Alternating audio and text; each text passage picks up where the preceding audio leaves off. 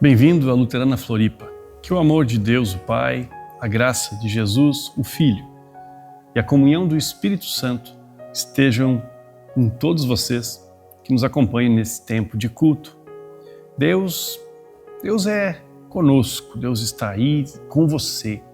E esse Deus é totalmente reto e justo. Seus planos são perfeitos. Todos nós, quando olhamos sinceramente para nós mesmos, para a nossa vida, avaliamos nossos pensamentos, nossas palavras, nossas ações, percebemos que não alcançamos a retidão e a justiça planejados por Deus para nós. Talvez nos sintamos como o apóstolo Paulo. Ele diz aos romanos: não entendo a mim mesmo, pois quero fazer o que é certo, mas não faço. Em vez disso, faço aquilo que odeio. Assim descobri essa lei em minha vida. Quando quero fazer o que é certo, percebo que o mal está presente em mim. Coloque sua vida diante de Deus em oração. Coloque diante de Deus esses seus sentimentos, essas percepções. Nós queremos orar. Senhor, nós nos colocamos diante de Ti com essa consciência, com essa percepção, conforme também encontramos na palavra do apóstolo Paulo, essa percepção de que nós muitas vezes não fazemos aquilo que entendemos ser o correto. Nós conhecemos a Tua vontade em muitos aspectos da nossa vida. Ainda assim, muitas vezes não temos a força, não temos a disposição, às vezes sequer conseguimos colocar em prática aquilo que Tu propões. Tropeçamos nas palavras, tropeçamos nas nossas atitudes e queremos orar pedindo: Senhor, tem misericórdia de nós. Olha para nós, Senhor, conforme a Tua graça e nos renova. Nos dá mais uma vez a Tua graça para que possamos seguir nesse desejo de querer fazer o bem, de andar conforme a Tua vontade. Assim oramos, assim pedimos em Cristo Jesus. Amém. A palavra de Deus, que é palavra dele, é portanto também justa, é correta quando nos acusa, quando expõe nosso pecado. Não cumprimos de forma plena a lei de Deus, mas essa mesma palavra nos diz que Deus é amor, que Ele é cheio de graça, que Ele é perdoador. Apesar do nosso pecado, encontramos nele o perdão. Como lemos na mesma carta aos Romanos, o mesmo apóstolo Paulo dizendo: pois todos pecaram e não alcançaram o padrão da glória de Deus, mas Ele, esse Deus, em sua graça, nos declara justos por meio de Cristo Jesus, que nos resgatou do castigo por nossos pecados. Jesus é quem nos torna justos, nos declara justos, graças a Cristo. Ele nos resgatou do castigo, Ele venceu o pecado.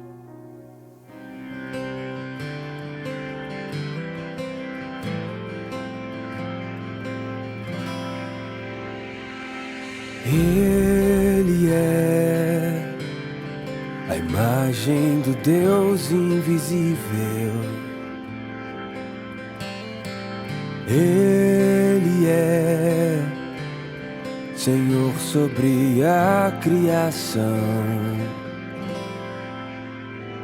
pois nele foram criadas todas as coisas, nos céus e na terra. Sejam tronos, soberanias, poderes ou autoridades, Ele é antes de tudo e a todos sustenta pela palavra, pois foi do agrado de Deus que em tudo Ele tenha supremacia.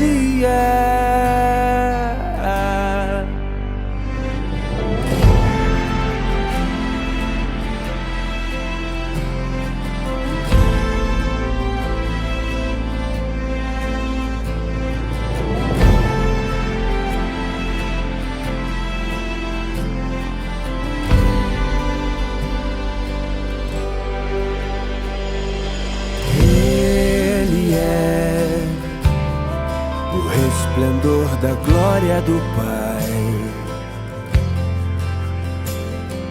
Ele é a exata expressão do seu ser, pois nele foram criadas todas as coisas, nos céus e na terra, sejam tronos, soberanias, poderes ou autoridades. Ele é antes de tudo, e a todos sustenta pela palavra, pois foi do agrado de Deus que em tudo ele tenha supremacia.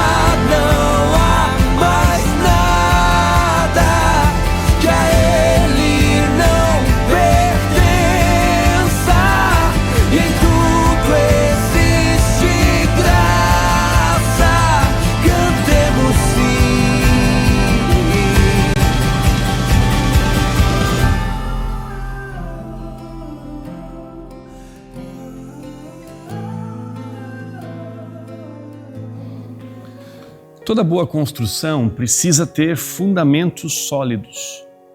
Podemos construir uma casa muito bonita, bem acabada, com material de ótima qualidade, mas se negligenciarmos os fundamentos, corremos o risco de perder a construção toda. Essa preocupação com o fundamento é antiga. Jesus, inclusive, usou essa mesma ideia em uma de suas parábolas. Ele fala de uma casa construída sobre a areia e outra construída sobre a rocha. Como igreja de Jesus, seguidores dele, temos também nossos fundamentos. O próprio Jesus, seus ensinos, sua vida e obra são o principal desses fundamentos. Também as Escrituras, que nos falam sobre Jesus. As Escrituras formadas pelo Antigo Testamento e o Novo Testamento, elas são base para a nossa fé. Nelas encontramos o próprio Cristo, seus ensinos, e essa mesma palavra nos ajuda, nos auxilia na construção da nossa relação com Deus. E também nos chama, nos movimenta na direção de viver os seus valores. Também é fundamental para a nossa fé cristã, evangélica e luterana a compreensão da salvação por graça e fé. Salvação que é gratuita, por não depender em nada dos nossos esforços, dos nossos méritos ou capacidades. Somos salvos pela graça de Deus, somos incluídos na família de fé e designados como sacerdotes no mundo. Todos nós, independente da nossa origem, do nosso nível de estudo, da nossa capacidade pessoal, todos aqueles que creem em Jesus, todos têm o mesmo acesso a Deus. Simplesmente pela fé nesse Jesus e no seu perdão. Esse conceito do sacerdócio geral de todos os que creem, é também fundamental para a nossa fé. Somos cristãos, seguidores desse Jesus que encontramos na Escritura, servimos a esse Jesus com nossas vidas. Sobre essas bases da fé nós queremos refletir durante esse mês de outubro. Aliás, outubro é o mês que celebra a Reforma Luterana.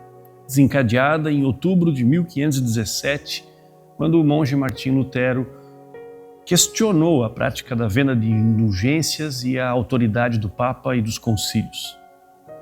Lutero e outros reformadores reestabeleceram as bases da fé evangélica a partir das Escrituras. Para Lutero, a correta distinção entre a lei de Deus e o Evangelho era o cerne da teologia, a chave para entender as Escrituras e também para experimentarmos a fé. O texto bíblico nos alcança nessas duas dimensões distintas, mas complementares, lei e Evangelho. Lutero dizia: a principal função e o objetivo próprio da lei é revelar o pecado, matar o pecador e mostrar que ele está espiritualmente morto. Com essas palavras, Lutero dá contornos ao papel da lei. A lei revela o padrão perfeito de Deus para nossas vidas. E ao fazê-lo, expõe justamente no nosso pecado, a nossa incapacidade de cumprir esse padrão. Por isso a lei nos condena, nos mata espiritualmente, nos mostra, na verdade, que estamos mortos espiritualmente. E por isso também nos leva ao desespero e à necessidade de um Salvador. Não temos forças em nós mesmos para reconectar nossas vidas ao Criador. A lei cumpre assim a sua função como espelho para nossas almas. Mas a lei também serve como um freio para o mundo, para o mal na sociedade, tendo assim uma função civil. Muitas das leis em diversos países na cultura ocidental são desdobramentos justamente dos princípios divinos estabelecidos e resumidos nos 10 Mandamentos, por exemplo. A lei serve ainda como um guia, uma terceira função, um guia para que nossas vidas sejam vividas em gratidão e virtude. Temos assim essa função que é a função orientadora. A lei nos orienta como cristãos, nos mostra um jeito de viver. Mas a lei não pode jamais ser confundida com o Evangelho. A lei não salva. Pelo contrário, ela mata e condena. Sobre o Evangelho, Lutero vai dizer: o Evangelho não é uma nova lei, mas uma palavra de graça e promessa, pela qual o Espírito Santo é dado para que possamos viver pela fé. O Evangelho, então, não é um conjunto de comandos ou de exigências, mas é uma boa notícia. É a boa notícia, a melhor notícia. A notícia do que Deus fez por nós em Jesus Cristo. O Evangelho é promessa de perdão, de justificação, de vida e de salvação. E salvação gratuita. Esse poder do Evangelho, esse poder que o Evangelho tem é anunciado por todo o Novo Testamento. Podemos ler, por exemplo: agora, portanto, já não há nenhuma condenação para os que estão em Cristo Jesus, pois em Cristo Jesus a lei do Espírito que dá vida os libertou da lei do pecado, que leva à morte. A lei não era capaz de nos salvar por causa da fraqueza da nossa natureza humana.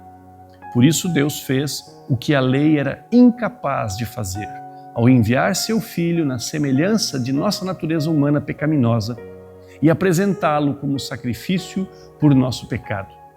Com isso, declarou o fim do domínio do pecado sobre nós. Assim, o apóstolo Paulo explica o Evangelho. Nós poderíamos ilustrar essa dinâmica entre a lei e o Evangelho a partir de uma outra figura: diagnóstico e cura. Quando estamos com algum problema de saúde, procuramos um médico que faz uma anamnese, que solicita alguns exames e a partir dessas informações nos dará um diagnóstico. O médico sabe como o nosso corpo deveria funcionar, conhece os parâmetros, por exemplo, os parâmetros ideais do nosso sangue E assim, a partir desses dados, ele pode dizer o que está errado. Mas o diagnóstico não é a cura. Para a cura, o médico irá estabelecer um tratamento, que pode ser, em alguns casos, por exemplo, uma cirurgia. O paciente precisa, então, confiar no diagnóstico do médico e aceitar sua proposta de cura. Precisa literalmente entregar-se nas mãos do médico para que esse realize a cirurgia. A lei traz o diagnóstico e o Evangelho a cura. E assim nós podemos comparar e perceber também essa dinâmica. Lei que condena, que mostra o pecado, Evangelho que aponta para a graça, que traz perdão. Quando confundimos a lei com o Evangelho, podemos achar que a lei tem em si mesma poder de salvar. Nesse caso, vamos investir no cumprimento da lei, como uma forma de alcançar o perdão, a salvação. Vamos viver da melhor forma possível com esse anseio, com essa expectativa de que vamos conquistar o amor de Deus por meio do nosso procedimento. E nessa tentativa de cumprir toda a lei, vamos impor também a lei a todos os que estão à nossa volta, especialmente aqueles que amamos, porque desejamos tanto que eles sejam salvos. E eles precisam então cumprir a lei para alcançar a salvação. Mas a lei não faz aquilo que só o Evangelho pode fazer. As pessoas que confiam na lei tendem a endurecer o coração, justamente porque percebem em si mesmas que não têm o poder para cumprir toda ela. Vivem, portanto, de exigências que impõem sobre si mesmos e sobre os outros. Somente a boa notícia do amor perdoador e incondicional de Deus pode, de fato, transformar nossas vidas. Somente Jesus pode perdoar os pecados. A lei tem o papel de mostrar o nosso pecado, mas não tem o poder de vencê-lo, não consegue eliminá-lo. Na verdade, o põe em evidência, o torna ainda mais pesado. Só tem poder de realmente nos condenar. Ela diz que estamos doentes e que se não fizermos a cirurgia, estamos perdidos. As ordenanças bíblicas nos mostram que não somos plenamente senhores dos nossos pensamentos, dos nossos desejos e das nossas decisões. E que, fatalmente, em alguma área, estaremos em desacordo com o ideal divino projetado para nós. Usando as palavras do apóstolo Paulo, que já foram citadas anteriormente, não entendo a mim mesmo, pois quero fazer o que é certo, mas não faço. Em vez disso, faço aquilo que odeio.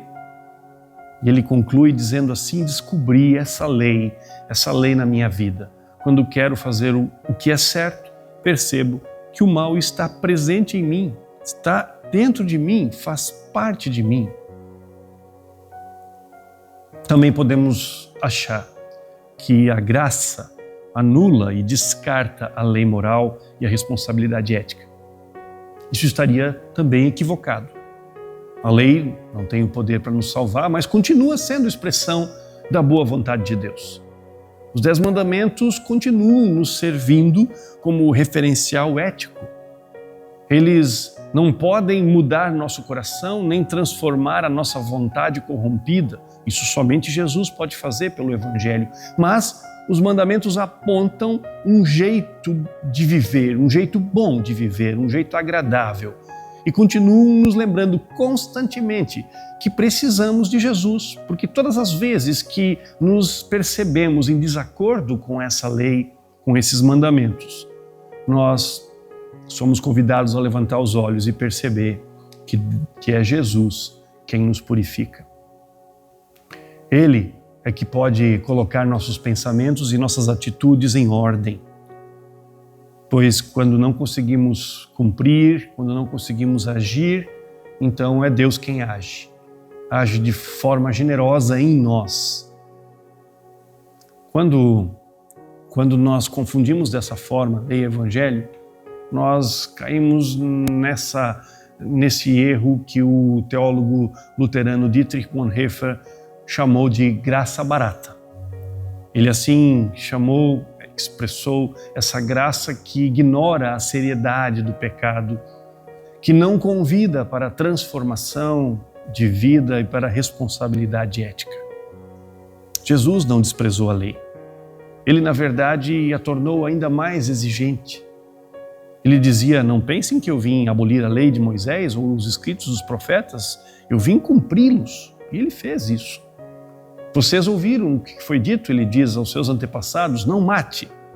Se cometer homicídio, estará sujeito a julgamento. Eu, porém, lhes digo que basta irar-se contra alguém para estar sujeito a julgamento. Quem xingar alguém chamando-o de estúpido corre o risco de ser levado ao tribunal diante de Deus.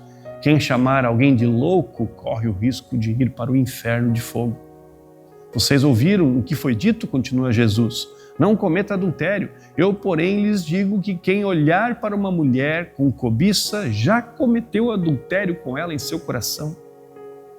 Essas palavras de Jesus nos mostram que, na verdade, ele leva muito a sério aquilo que Deus diz e deseja para cada um de nós. E esse mesmo Jesus levou tão a sério toda essa palavra, todos esses mandamentos, que os cumpriu todos com o maior rigor. Ele foi literalmente impecável e fez isso no seu lugar, no meu lugar.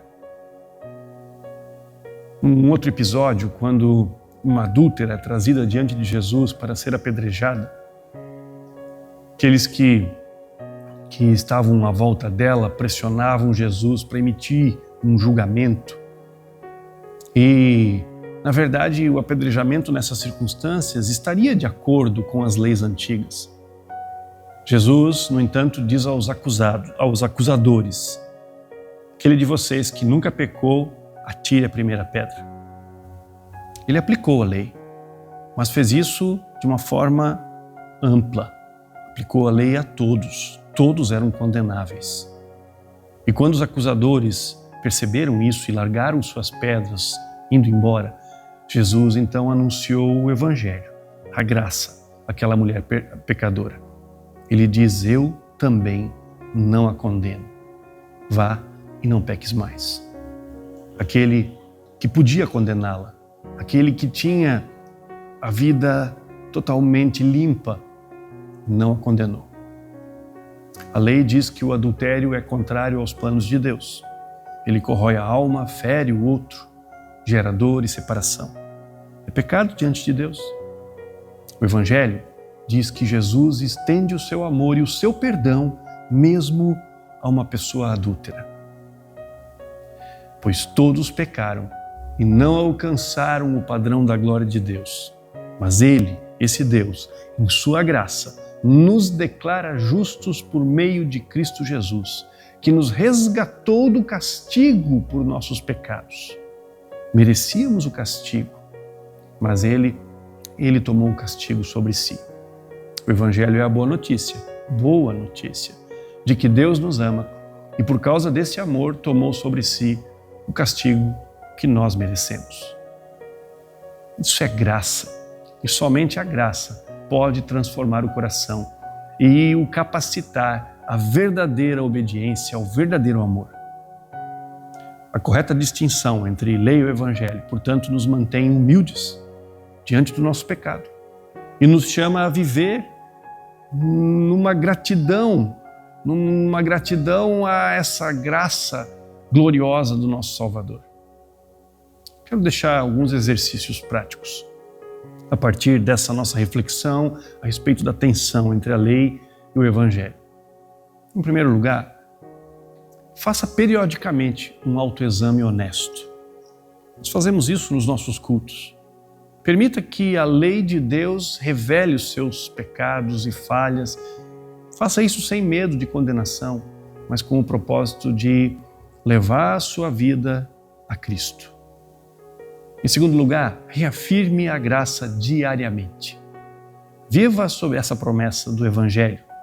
Lembre-se constantemente que a justificação, o tornar-se justo, é um ato de Deus, um ato completo de Deus, e que a nossa identidade como salvos e perdoados está em Cristo. E, em terceiro lugar, viva com gratidão. Deixe que esse amor de Cristo o motive a viver também de acordo com essa vontade de Deus.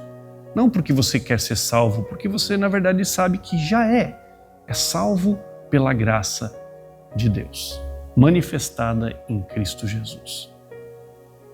Vamos orar? Senhor, nós te louvamos e te agradecemos pela tua graça, pelo presente precioso, pelo teu amor manifestado a nós em Cristo Jesus. Quando a lei nos encontra, quando somos lembrados das nossas falhas, dos nossos equívocos, das palavras tortas, pesadas, das ações que destroem e machucam, então, Senhor, nos colocamos diante de Ti, para receber de Ti, Senhor, essa porção renovada do Teu amor e da Tua graça.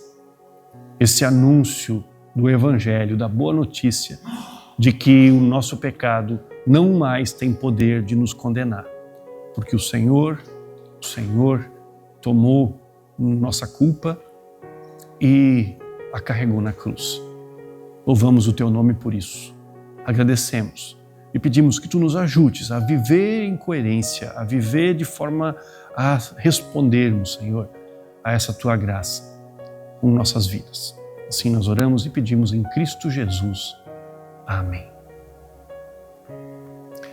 Que Deus te abençoe e te guarde, que Ele faça resplandecer o rosto sobre ti, que Ele tenha misericórdia de ti, que o Senhor sobre ti levante a sua face e que Ele te dê a paz.